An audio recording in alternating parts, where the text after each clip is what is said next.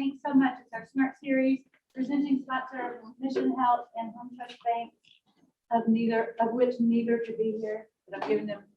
We love the sponsors. You can't do without sponsors. Brian, why that news? Brian Albert, Home Trust Bank. We're happy to sponsor. Glad you could make it. All of them always so supportive. Thank you very much. Dr. Tim Gillespie, I'm going to give a props. I can't do this very often. I've lived in Nashville for 26. I've lived in Nashville for 26 years, and this man's been cleaning my teeth for 25 years. It's very bizarre. Not cleaning. Let me say that again. I've been paying him a lot of money for my teeth. They look really good. And Gillespie and I'll just give them plugs. They're awesome. The floor's yours. You're welcome. It was excited to be given the opportunity to come and talk to us today. Having a conversation with Michael right before, he said he threw his name in the hat for something very similar. So, as musicians are wont to do, we were back there developing our own little series of talks that maybe we can come back and present not one, but several. But I'm glad to be here, and I know several of you, and I've enjoyed kind of meeting a few of you as you come in the door. With you guys, several of you said that you appreciate it. Following the Tide Podcast.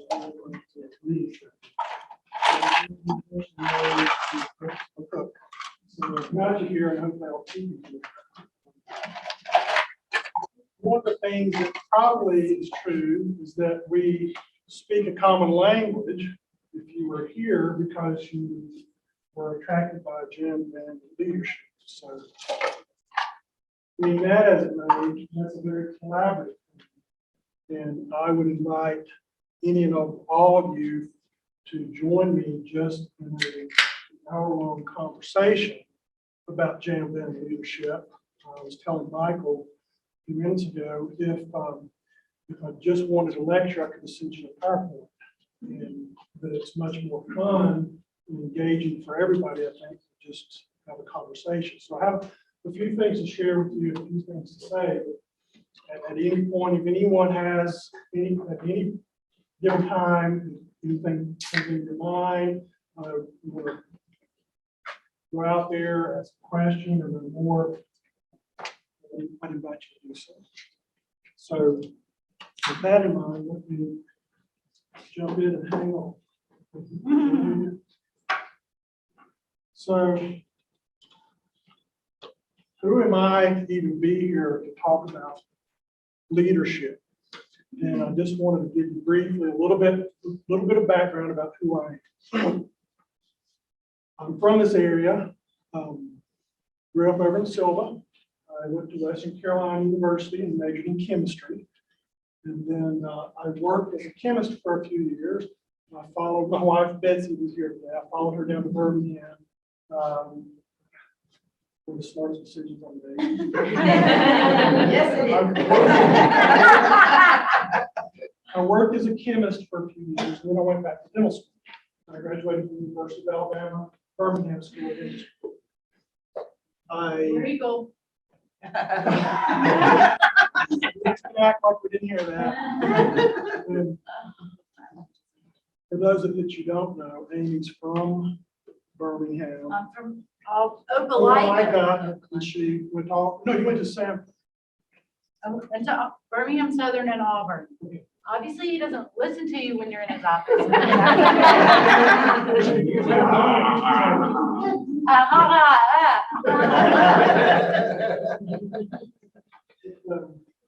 I graduated from dental school, and Betsy and I moved back to this area, so I've been back here. I've been in practice since 1993. Along the way, I recognized that I had a real enjoyment of the business aspect of the industry for practice, and so I went back and got my MBA in State. 28 years of practice. I'm the sole owner of a practice that I've been very fortunate to be able to grow. And as of last year, $3.8 million in annual revenues. The only reason I share that is just to let you know that it's for the area, it's a little bit larger dental practice, and therefore we've got about 3,600 active patients and staff of 18. So as you might imagine, that requires not only management, but leadership. And so here they are. A lot of women. Yeah. I would have never said that. So a very vocal group, a very empowered group. And so, so it's a lot of energy and activity. That's why I think I can come talk to you about leadership. So let's get into the hook. Where I'm talking about the Pied Piper, that brings up several different things in mind. Some people might think of the Pied Piper of Hamelin, which was the old German tale where kids follow the Pied Piper to their own demise. So that's maybe one that person that offers strong but delusive enticement. That's not what we're talking about at all. We're not talking about a leader who makes irresponsible promises. What we're talking about is someone who is a charismatic person who attracts followers, which this guy is. Does anybody know who this guy plays for? Jethro Tull. Yes. So, no, this is joking, but it's also serious. This guy's an excellent musician. But I love the fact that he's a flute player, so it gives me my photo that I need. But we're talking about a charismatic person who attracts followers. I don't necessarily consider myself a charismatic person. I'm actually an introvert. You may not consider yourself charismatic. But anyone who has followers is a leader in some form or fashion. That's you. That's why you're here today. I like to turn things on their head. So leadership's one thing, but what about followership? Someone is a leader, leader's anyone who has followers. How do you get followers? If you own the business, that you're the de facto business. But in your business, as far as leadership, wouldn't it be great if you could rely a little bit more on followership? You didn't feel like you had to tell everybody what to do all the time. Or people can't make decisions on their own. They keep coming to you and asking you what to do.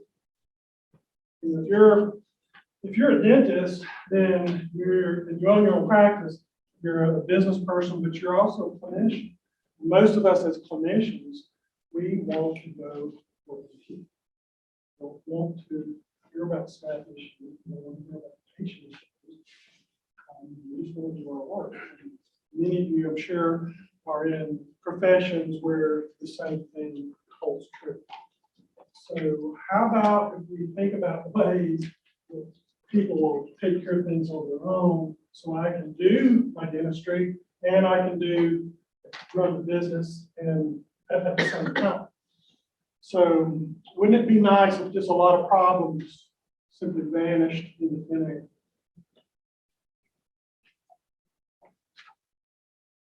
Another thing in business is that we tend to talk in military terms and sports terms. And although we support our military and we love sports, when you talk about sports in the military, you're talking about a zero-sum game. Somebody wins, somebody loses. Well, what if we view business through the lens of collaboration? And Beth and I were talking about this just a few minutes ago. What if we talk about collaboration where nobody loses and everybody wins?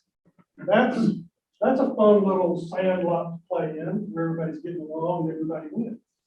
So we can get there if we shift our focus to the relentless pursuit of excellence, as opposed to being number one in the ratings or beating the other guy. In doing so, our perspective and our joy in our work increases dramatically. And you can have this type of environment too. You just need to start jamming. You hear that show, you have to.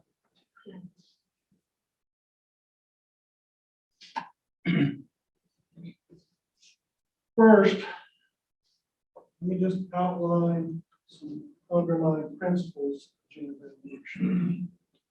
Even though I'm a musician and I can be very, very loosey-goosey, I'm also a dentist, so things have to be nice and orderly, they have to flow in a certain way. And so I'm telling you guys, just like I would want to be told, where we go. So here's some structure for our music. I'll let you guys read that for just a second while I got sip of water.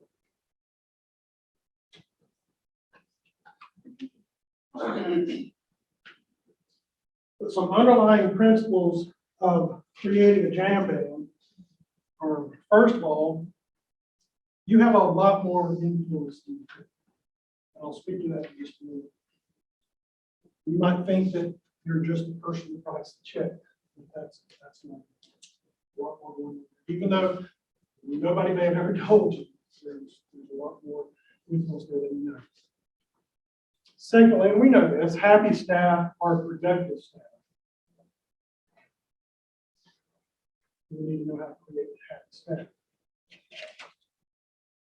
Thirdly, who made it? And again, I know that we're all speaking common language here. I was able to speak to so many of you on the way in. Either you ask me or I ask you who your favorite jam is. So a little back and forth with that. So let me just ask a question. I know some of your favorite jam bands. Throw out a few other names for me of some favorite jam bands. Allman Brothers. Allman Brothers, that's mine right there.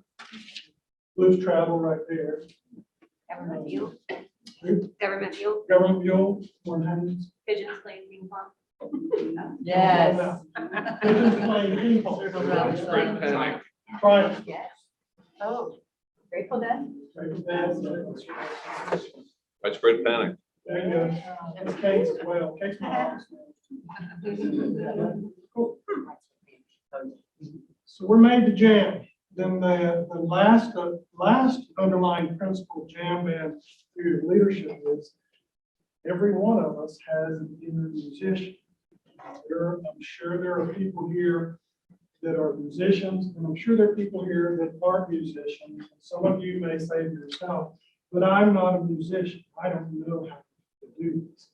But you go to live music venues and you listen to music in your car. And when you're doing that, if you're watching music, you're wishing you were up there. If you're listening to it, you're wishing you could play it. And so we all have an inner musician. So let's talk about the fact that you have more influence than you think. Believe it or not, the employee's relationship with their boss is one of the most important things in their whole life. This quote down here comes from a McKinsey & Company report called the Boss Factor, which is really good. And when it comes to employee happiness, bosses and supervisors play a bigger role than one might guess. Relationships with management are the top factor in employees' job satisfaction, which in turn is the second most important determination of an employee's overall well-being. Now that is a big deal. You're a big deal. And according to McKinsey Company's analysis, only mental health is more important for overall life satisfaction. Let's break that down just a little bit. So the employee's relationship with management is one of the top factors in their job satisfaction. Their job satisfaction is one of the big determinants of the happiness of their overall life. So whether you think you just write the checks or you think that you're talking and nobody's listening, you're a big deal.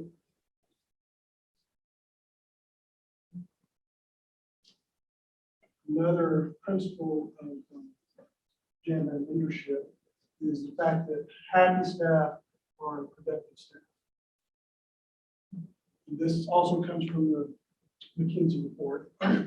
Work groups whose members are positively engaged have higher levels of productivity and profitability, better safety and attendance records, and higher levels of retention.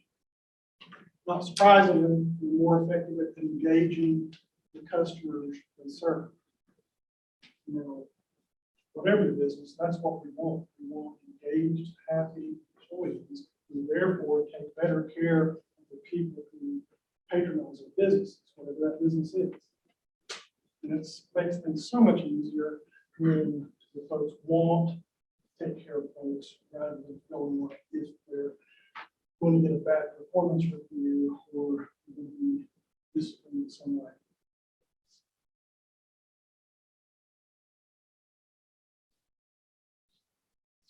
Back up just. I want to ask you guys another question. What's jam band? What do you think of jam band is? Improvisational music. Improvisational music, Instrumental sections. instrumental sections. Different musicians take the lead. Yeah. Different ones. Free flowing, not predictable. Mhm.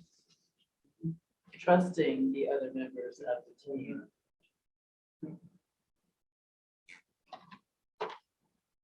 Look it up in Webster or Wikipedia.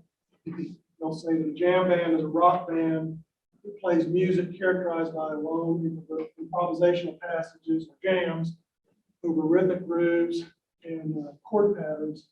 And yes, we're also talking about jazz. But if I didn't know who this was, I would say that was Tommy Dennison. Tommy is an incredible musician. He's an incredible guitarist, and he and I've actually played together in a band called the Northside Gentlemen, and had the opportunity to get up with them and play at the grade. So excellent musician there. So he's the speaker. But that's not him. That's Doug Matthews, as you know. Yes, we're talking about improvisational music that maybe seems kind of free flowing and unpredictable. High level of trust. When I was here the other day to just look at the space, Amy and I talked briefly about this, and Amy said that she really loved the idea of the jam band because her in a past life working in food service, she really loved watching the level of trust that the people that she worked with, and things were happening without anything being said. It was just handoff after handoff after handoff. So that's what happens musically in a jam band.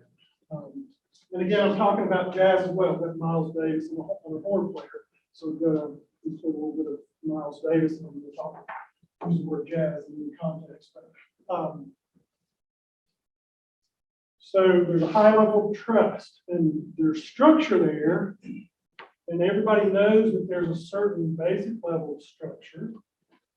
But once we start off the song, nobody really exactly knows where it's going to go.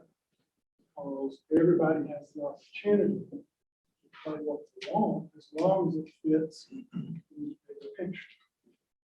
And that's a major part of jam band leadership is creating that level of trust. Here's a few jam bands. We've talked about a few of these. There's the Allman Brothers right at the top. To the left, Warren Haynes. To the right, Grateful Dead. Of course, Warren Haynes here with Government Mule. He's been in both these bands. There's Miles at the bottom.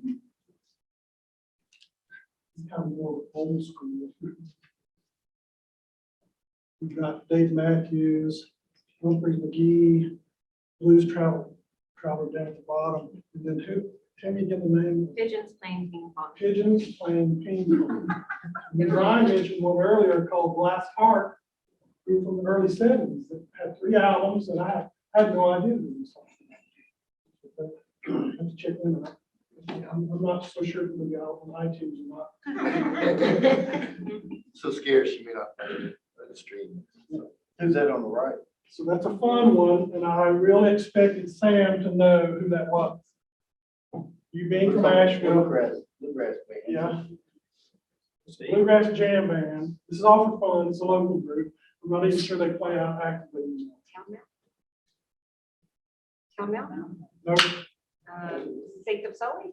no. Look at it, go. Wow. This From is here. Sons of Ralph. Anybody seen Sons of Ralph? Yeah. Yeah. That was a long Long time ago. I don't remember. Bluegrass jam. I was, visiting out of town one weekend. I was sitting at French Draw Brewing with another friend, and Sons of Ralph were playing. And they asked, they said, listen, man, just anybody has any requests, just throw your hand up. And I threw my hand up, and they said, what do you want? I said, don't fear the reaper. Blue Oyster Cult. And they looked at each other and immediately launched into the bluegrass version of Don't Fear the Reaper. It was incredible, fun musical experiences that I've had because of so much interaction. But it's all about the fun. So we know what a jam band is. Who am I to talk about jam band? And I wish I had a picture of me with the North Side Gentlemen. But I started playing horn like any of you who are musicians. You probably started your formal music training when you were probably around 6th grade. And that was the same thing. I started playing trumpet in 6th grade, and that's my primary instrument. But I also played rhythm guitar, played blues harp, harmonica. It sounds cool to say blues harp. And I've had an opportunity here in Asheville to play in a lot of different groups. One group is a 10-piece horn band called Allman Brothers. Another one, I played horn periodically with the Artemis Pile Band. Artemis was a girl from Leonard Skinner. And so I get to join them. I have a saxophone player myself. And that's a fun avenue for me. Down here at the bottom, this is my high school garage band. We got back together. We got the band back together because most everybody has to move back to this area. So we get together and jam. Was about every week. That's about every 2 or 3 weeks. But we have an opportunity to play out a little bit too. So lots of fun with music. We do weddings.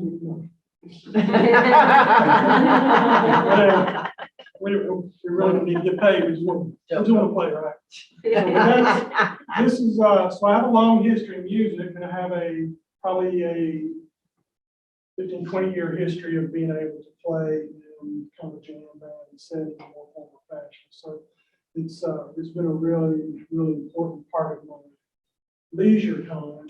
And but having those early experiences in music and being part of bands, again, we're from Silva, and we have a very strong music program over there. Then I've been able to be a part of this sense of symphony, if you will, with several different groups, which is a very powerful thing. So going back to the underlying principles for jam band leadership, we're made to jam. We're social animals.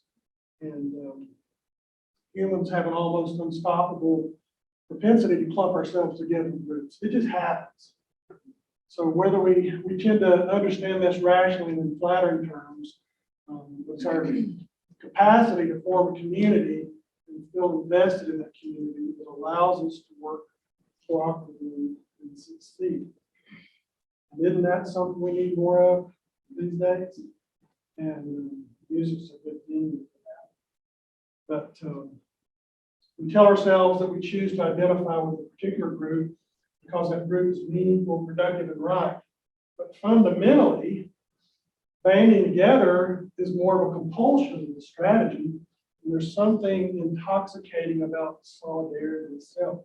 And this is why you'll see people who band together, you really don't understand what it is, what the glue is, keeps them together. But it's this sense of commonality, a sense of desire for community that helps bring us together, keeps.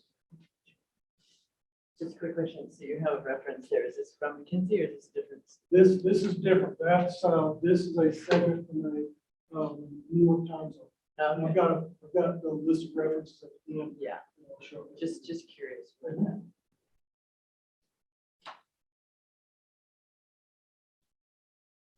So, social animals were made to jam, there's energy, resonance, if you will. It's created by people being together. Group dynamic this is me, this is not me. A group dynamic naturally develops, no matter if it's a friend group, a committee that you're on, a workplace, a band. If we all hung out together for 2 days, we would all be coming up with something fun and interesting to talk about and do as well. It just happens. Whether we're aware of it or not, we're already making music. And this makes us all unintentional musicians. So once we accept that we all have a new musician, what happens when we all engage that in a musician? Well, here we go to the jam band theory of leadership. So here it is. The jam band theory of leadership as proposed by Kim Gillespie. It goes like this. Beautiful music, and I love metaphors. Of course, we're all about metaphors here in music. But beautiful music can be made with seemingly disparate instruments. And if you let a particular instrument be that instrument, it will seek harmony, symphony with the other instruments in the band and create something interesting, unique, and maybe even transcendent.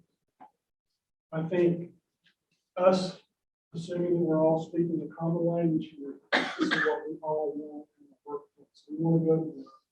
We want to have everybody dealing with each other, and we want them to take good care of our clients. There it is.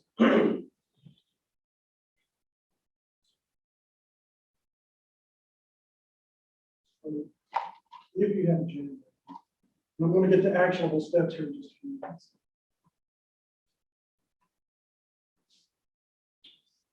If you have a jam band, what develops in a jam band? Well, there's trust in the organization and fellow employees. So there's a sense that everybody has each other's back. There's a feeling of being part of something bigger than yourself. And there's also the ability to see something different in yourself than you did before. So I do believe that either consciously or unconsciously, we're all in search for meaning. We're trying to figure out who we are and what we're doing. And so when we can be a part of something bigger than ourselves, there's something in there that resonates with us to make us feel more. But we're supposed to be here and we actually have meaning and so forth. But there's also, in a jam band, you've got other musicians that aren't as good as some other musicians. And so they might be a little self-conscious, they might be a little insecure. But as they're able to play in the jam band environment where it's non-threatening, it's supportive, and people do start to see something different in themselves. And we skip ahead one, show you that in my own jam band, I've got a person right here who has chosen to get her bachelor's degree, and now she's working on her master's degree in healthcare administration. So at some point, I'm going to live in the musician band. That's part of the deal. I've got another one here. She's decided to formalize her training in office management. This person right here has been with me for 28 years, so she loves the jam. Others have been here together for 35 years. 40 years of my jam. 43. Well, good. Yeah. This one right here left, lack of confidence initially. She's left and now sits on a board that oversees $100 million of distributions, not per year, but overall. So over here, we've got one who is, this is a dental assistant who's getting her prerequisites to go to dental school. So I can tell you, when she first started working with us, it was like a mouse. And she, over time, as she's been in our jam band environment, she's begun to see something bigger than herself, where she's a first generation American. She sees something outside of herself where she feels like she can go to dental school. She can't. I can tell you, as a clinician, she can absolutely do it. She's working her way through the academics. So these are some experiences that I've had in my own jam band, which for me as a leader at the end of my career, I get to look back and say, well, here's what this person did, here's what we did together. So supplying me comes in.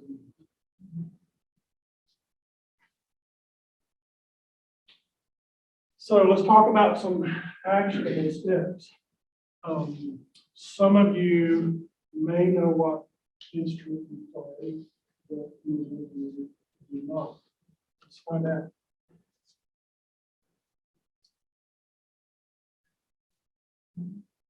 One of the things that I base our jam band theory of leadership as it relates to actionable steps is the Clifton Strengthsfinder. Just give me a quick show of hands. Who's familiar? So,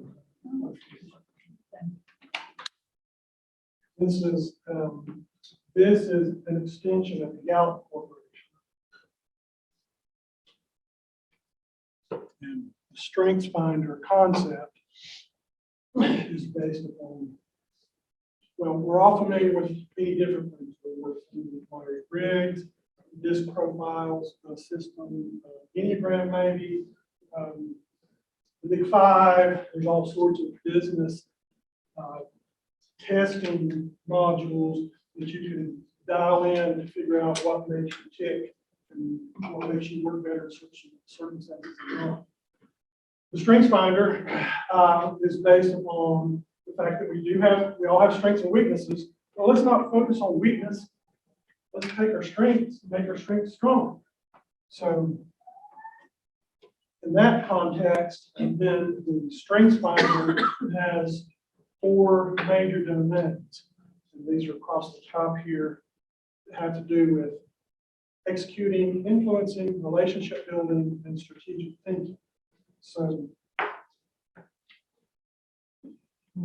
people with dominant executing things, they know how to play this naturally, know how to make things happen.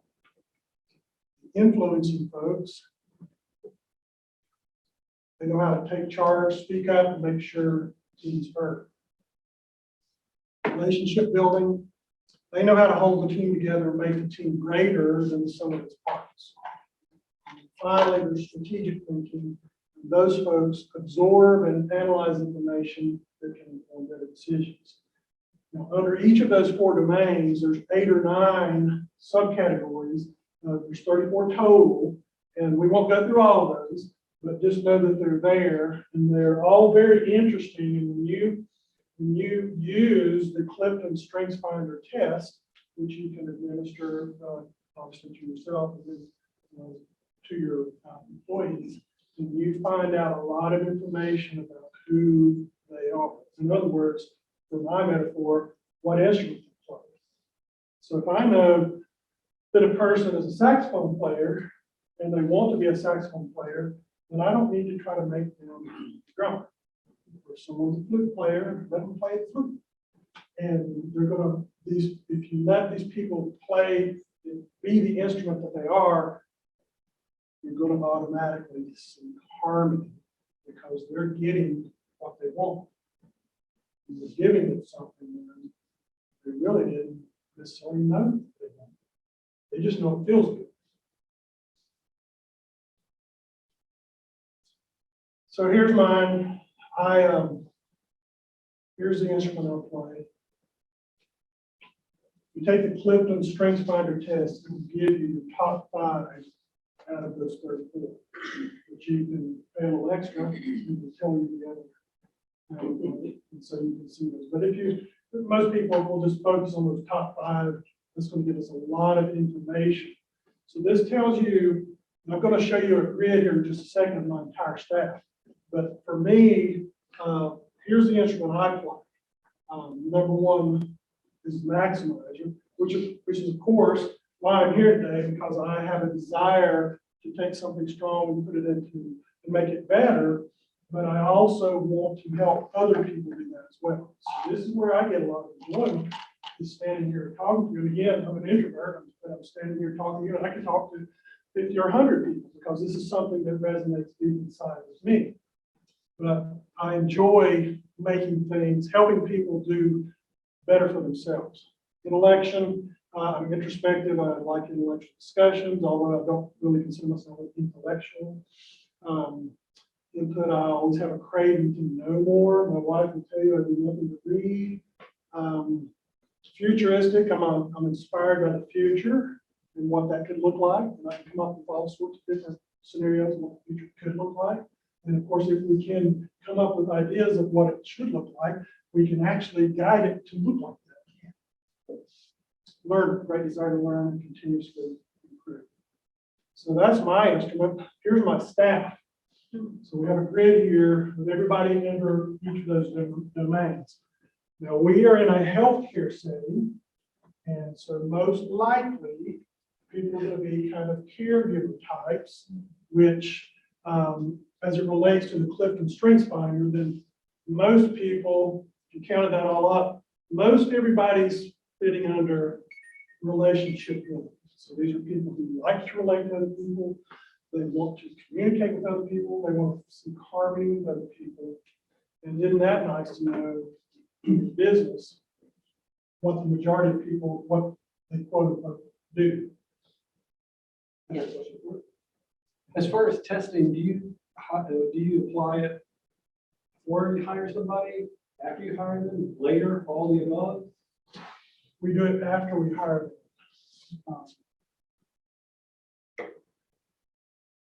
I think one of the things that we could do better at is when we are hiring is as we get down to one or two candidates, that we can have them take that test. What we depend on right now is Tim's intuition. He's not necessarily the best, but over time it's working. But once we have brought people in that we thought that they had a certain, let's say, instrument that they play and they don't play it at all. But by giving them the opportunity to do what it is they do, we're able to allow them to find ways to better express it. Now, in our profession, and we're talking about dentists, we're talking about hygienists, we're talking about assistants, and we're talking about front office support. So a lot of things self-select for certain personality type anyway, and certainly the kids. So mostly relationship builders. No surprise that as the owner of the business, I'm not as well-rounded as I would like to be with this, but a lot of strategic thinking going on. And then number 1 for me is the maximizer, which is the leadership.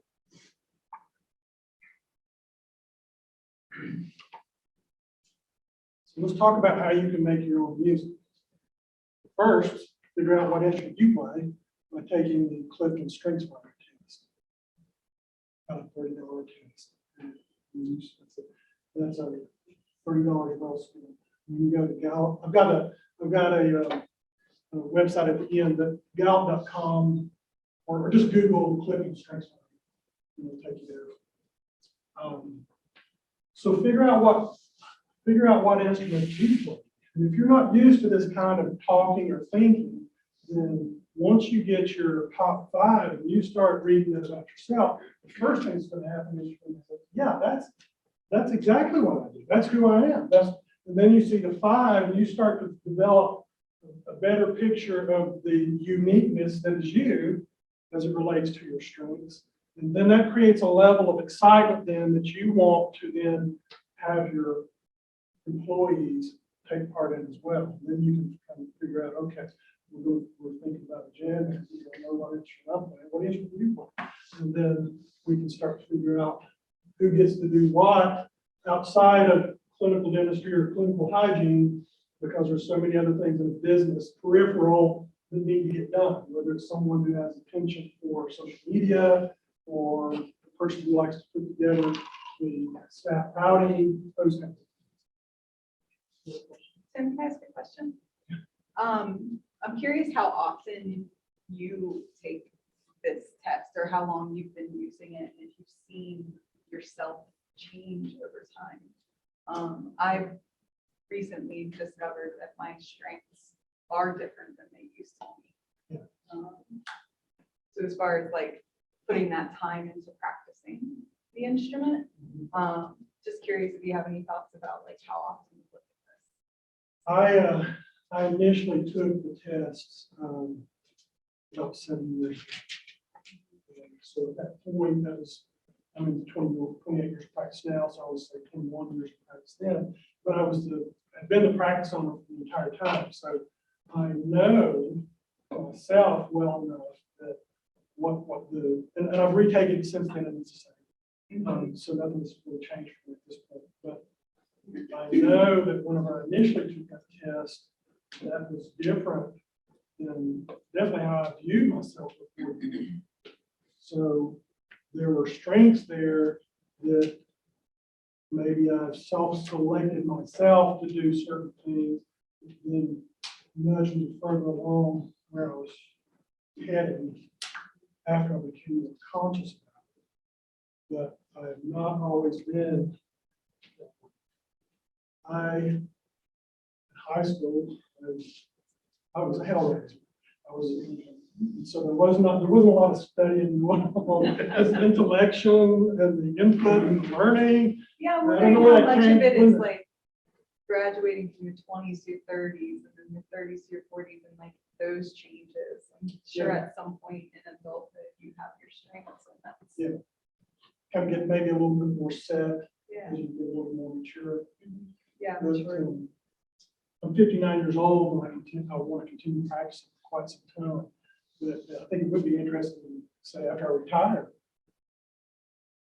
what may have changed in my strengths. What might bubble up then is really different from that. So, but as far Well, I've done the DISC profile, which Dr. Robert Rome, I've heard him speak a couple of times, but my goal, he does a circle with 4 quadrants, and I learned about him many, many years ago, and I did his profile that long ago, and my goal has been to be on the inside so that I relate to all 4 quadrants, even though my strength is over here. I don't know if that's my strength, but that's my dominant type. But my goal has been to relate to all the other personalities, is the word he uses, and be able to identify other people's strengths. So that as a person in business, if I know that you're, just a fun-loving kind of guy, I'm not going to focus on a whole lot of details with you. As a business person, I'm going to make it relatable to you. And so that's sort of what I've learned from his approach. But I'm working on that. just out of curiosity on this profile, what is your I'm a high D. high D? So are you out there? If there's a circle, are you on the periphery of the circle? I'm a high D, but I've been working on not being being more, I would love to be an I, which is, in his terminology, is extroverted, people oriented. And I would love to be an I. So, I love people who are. Yeah. Well, I think people who I'm one of those people that enjoys finding out more about myself, so it is interesting to have more information than say just the strengths finder. That way you can better, even more flesh out who it is you are, what instrument you play, and then if there's, for instance, if you're an oboe player, but you want to play drums, then you've identified that you're out here in oboe land, and maybe you can pay more attention to the things that help you get closer to, sounds like you want to get closer to the center of the song. Absolutely. More well balanced.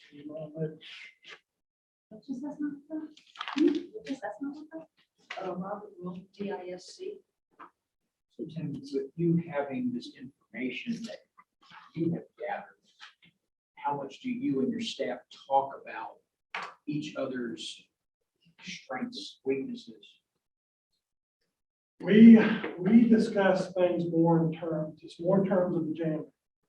So it's all about just letting, once we identify what instrument you play, making sure you get to play that instrument. So we don't talk as much in terms of strengths as much as I just continually check in, reviewing people's strengths, and the check-in is a big thing that's important. So within a week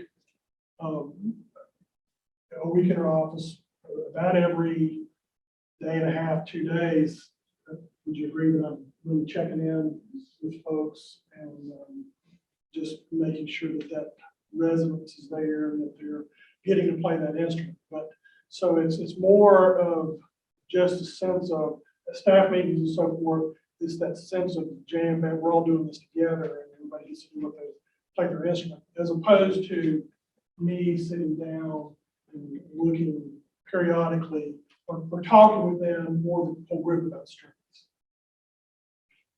You have ways to address when you feel like it's not in tune. Yeah, so Somebody's out of tune. yeah. So in addition to my personal check-in a couple times a week, we also have a quarterly performance review. And so that gives me an opportunity to quote unquote grade people on certain criteria that we want them, bars we want them to be hitting. But it also gives me the opportunity, if there's something a little more serious going on, that I can sit down and chat with them as well. But you know, in music, just like everything else, that's what works in our jam band.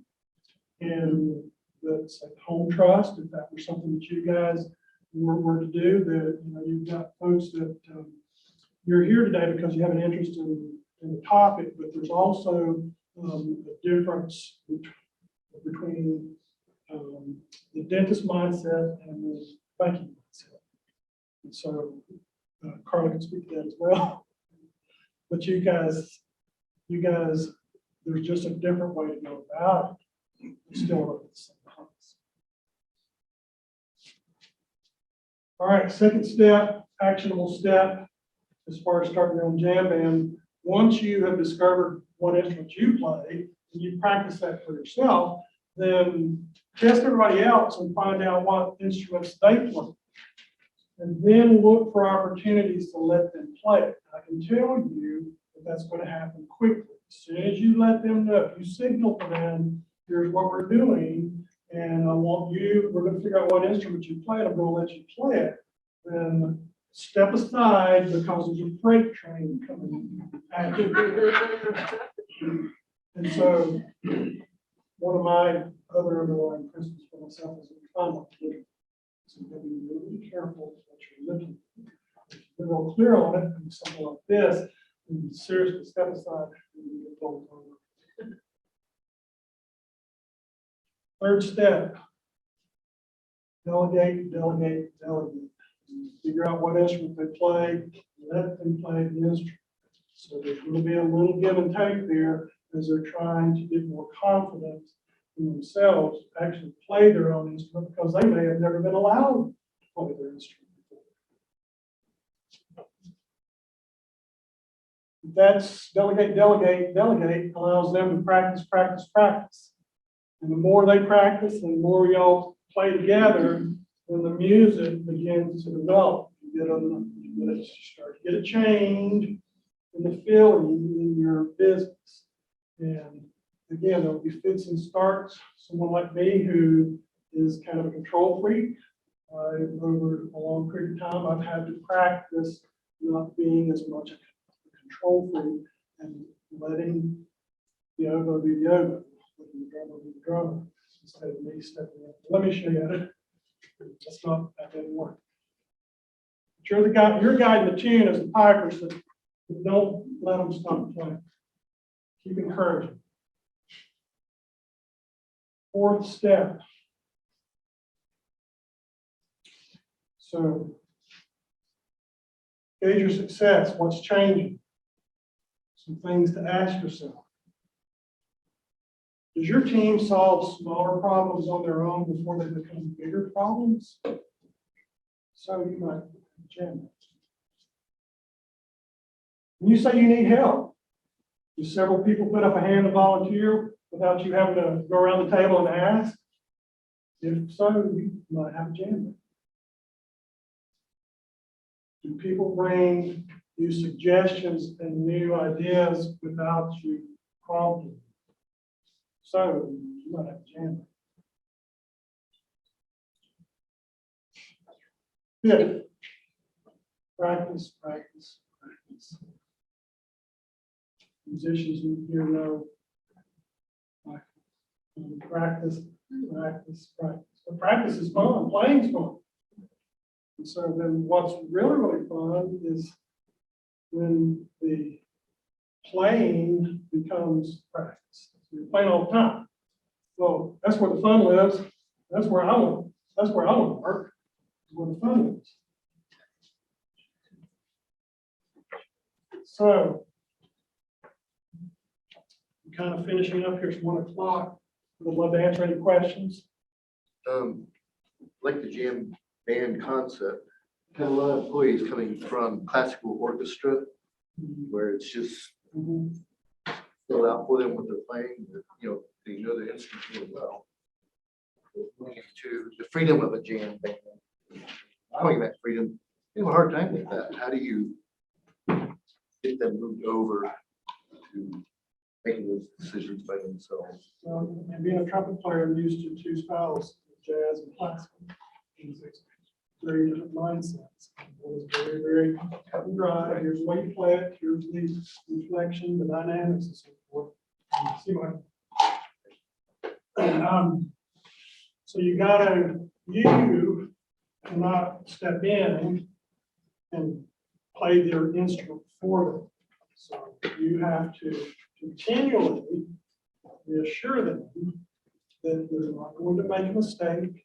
It's going to be fun. Here's a really cool quote from that trumpet, Miles Davis.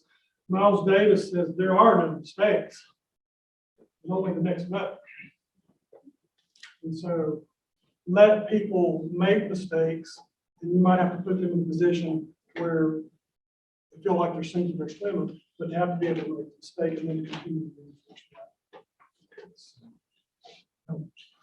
You go first. Lucky. I just have a comment. So I listen to this podcast where they like stream it, but it's called Humanizing Work, and they're an agile team. But they did like a whole performance doing jazz, and they were showing how like it doesn't matter where you come from or what band you're a part of. If you know like these basic things with jazz, they can all come together and play together. And so it was really interested to learn that and to see them play that and hear your presentation. Yeah. Thank you. My question, we've all, I guess, for us that have been in bands in the room, we always have that team member that's the solo artist. They're always going to be a solo artist, that they're on that path. How do you address that in your career and in leading people in that environment? And Tom and I are both from Jackson County. Tom and I know each other's musicianship and so forth. And he knows the lead guitarist for my garage. And so we're talking about my friend Tim Quaid.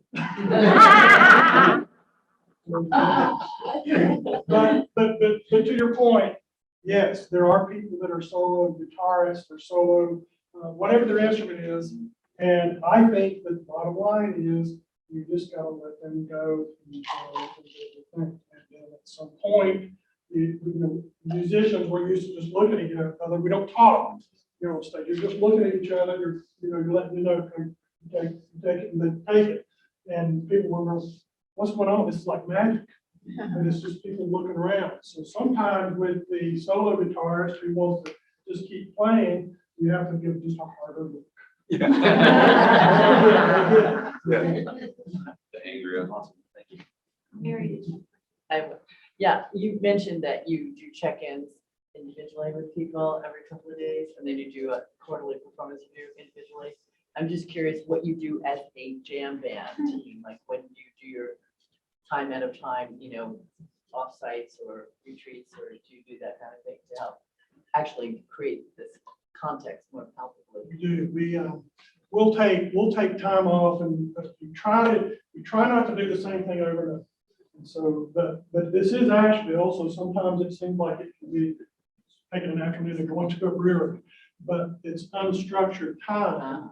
So we don't go, we have a monthly staff meeting that's structured. And we talk about things like this or key performance indicators and so forth.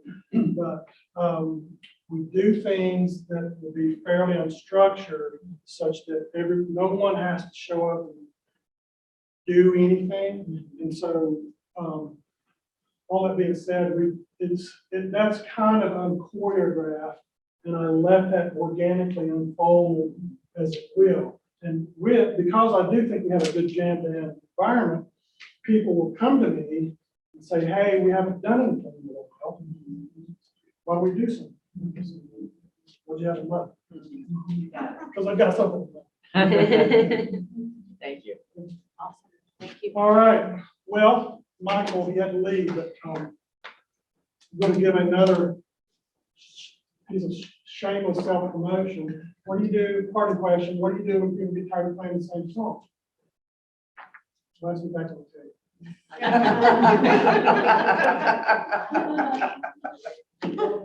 Get another book. Here's some influences. More times. I can send this to you. Yeah, send it to me and I'll shoot it. Okay, that'd be nice. Yeah, yeah. All right, thank you. Yeah.